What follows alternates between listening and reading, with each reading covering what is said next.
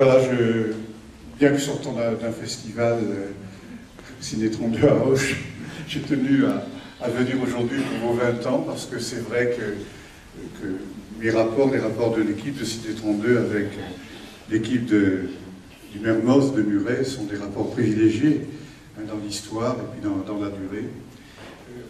C'est vrai qu'on vous a accompagné dans votre travail, votre développement, mais c'est vous qui l'avez fait. Moi, c'est la première chose que je veux dire, c'est que vous êtes une équipe formidable et il suffit de voir vos résultats à l'entrée, les animations que vous avez faites, l'implantation que vous avez dans l'agglomération méritaine. Bon, c'est ça, c'est une salle qui vit. Et vous représentez très bien, au fond, ce à quoi nous sommes très attachés dans le mouvement Arrêt-Essai, c'est qu'on peut appeler le cinéma de proximité. C'est une notion qui aujourd'hui, je crois, c'est vrai que c'est un ovalisme, proximité, mais un cinéma de proximité, qu'est-ce que c'est? C'est un cinéma qui est proche, bien sûr, des gens qui s'adressent. C'est un cinéma qui est proche du cinéma dans sa diversité, c'est-à-dire qu'il n'écarte absolument aucune des dimensions du cinéma, que ce soit sa dimension première, et la plus massive en termes de public, qui est sa fonction de divertissement, de loisir, mais aussi de rencontres avec des films singuliers qui sont la trace d'un travail, d'une volonté de parler de soi, du monde, de l'art, voilà, de parler à des gens. Et c'est important, je pense, le cinéma de proximité, parce que ça, justement, ça montre bien que le cinéma est dans les grandes villes, évidemment, dans les grandes villes où le marché est extrêmement important, il y a forcément un clivage qui se fait. Il y a les grands circuits, il y a les multiplexes, et puis il y a quelques salles indépendantes qui sont forcément cantonnées à montrer dans la production cinématographique ce qui relève d'un cinéma, de bon terme, d'un cinéma d'auteur, et qui, en général, est peut-être moins porteur en termes de public. Mais ça, c'est une sorte de logique économique de partage du marché, et puis il y a du monde dans les grandes villes, donc une salle d'arrêt-essai peut vivre, peut tenir debout, parfois difficilement, mais avec une programmation extrêmement exigeante qui, au fond, n'évoque qu'un aspect du cinéma, qui, je précise quand même, celui qui nous est le plus cher. Les œuvres cinématographiques qui resteront, en général, c'est là qu'on les voit. Mais c'est différent dans la plupart des communes de France. Or, il y a quand même plus de 4000 cinémas en France. L'Association française des cinémas d'arrêt d'essai fédère 1 millier de cinémas en France. Et ailleurs, ce clivage n'a pas de sens, je crois. Il ne faut pas opposer, et ça, tu as très bien fait de le souligner dès le début, il ne faut pas opposer le cinéma comme divertissement au cinéma comme art. D'ailleurs, il y a de grands films de divertissement qui sont de très grandes œuvres artistiques. Il ne faut vraiment pas avoir des clivages sommaires là-dessus. Ce qui compte, c'est les rencontres que l'on peut faire et la possibilité que l'on donne aux gens, pas au marché, mais aux gens, de choisir.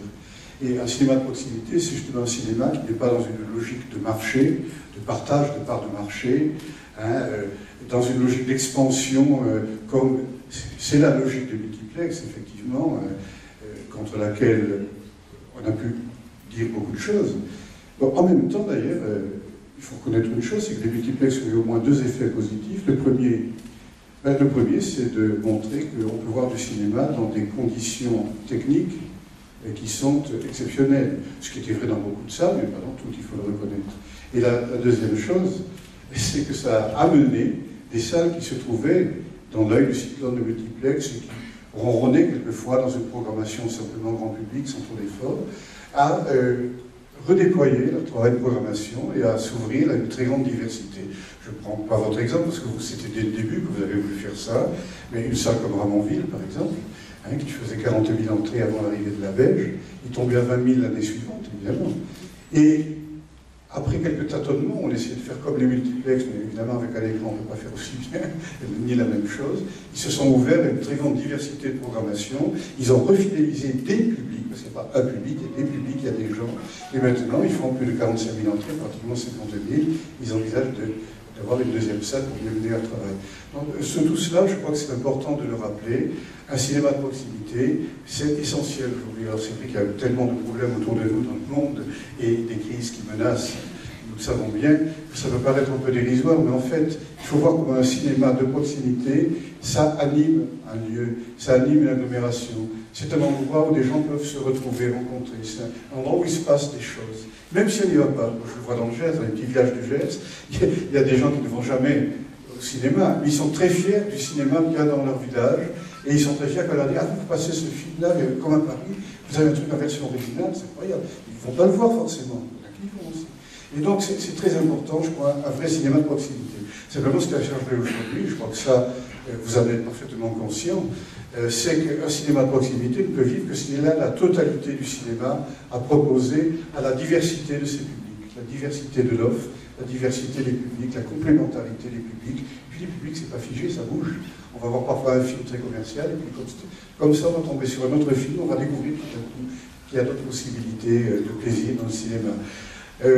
Les salles de proximité, longtemps, sont bien améliorées en France, parce qu'il y a quand même quelque chose qui est très important dans le cinéma, et dont on s'en aperçoit aujourd'hui, on a bien besoin ailleurs, c'est un système de régulation aussi, d'encouragement de l'État à travers le CNC, de régulation, d'encouragement à justement un certain type de travail avec le classement RSA et les primes qui l'accompagnent, les aides sélectives pour rénover les salles, tout cela c'est essentiel, et ça fait donc il y a tout ce tissu vivant. Mais malgré la rénovation des salles, c'est vrai qu'aujourd'hui il y a des exigences nouvelles, et vous le vivez vous-même, comme d'autres salles en France, comme la salle de Gaillac l'a vécu pendant des années, avant de devenir un très beau complexe de 4 écrans qui ne fait plus que doubler ses entrées en 3 mois, en étant dans le période actuelle.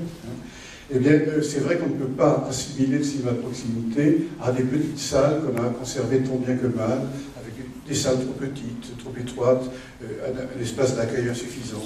Il ne s'agit pas de rêver l'impossible, il s'agit de donner les moyens d'y arriver. Et ici et là, on y arrive, et moi j'espère vivement que vous y arriverez, parce que ce qu'on peut vous souhaiter de mieux, et à la population de Muret et de l'agglomération, c'est justement que vous tous les habitants de Muret et des environs, quand ils veulent voir un film de divertissement où tout le monde parle, ils aient le temps de le voir dans la salle de leur ville, dans une salle de 4, 5 écrans, avec un espace d'accueil tel que ce serait possible de le faire à Muret. Et c'est très différent des autres projets qui ont été d'ailleurs refusés en commission nationale, parce qu'ils portent atteinte aussi à la concurrence, ils déstabilisent le marché. Mais c'est important donc qu'ils puissent aussi bien voir ces films-là sans aller au multiplex de la Belge, par exemple, au Blagnac, qui est plus loin, et qu'ils puissent voir la diversité des films d'auteur un peu mieux exposés, sans avoir l'obligation d'aller à Utopia Toulouse ou à Tournefeuille. Il n'y a pas de raison que ce ne soit pas possible à Muret. Donc, plutôt que d'être tourné vers le passé, je crois que cette longue expérience et ce long travail vous donnent quand même beaucoup de force et d'argument pour essayer d'avancer dans un nouveau projet. Et si les 20 années précédentes ont été capitales pour que vive le cinéma à Muret, espérons que les 20 suivantes vous donneront, et pas dans 20 ans, mais très vite, les moyens de durer, de relancer très largement cette rencontre avec la diversité des publics pour la beauté des films et la force du divertissement aussi.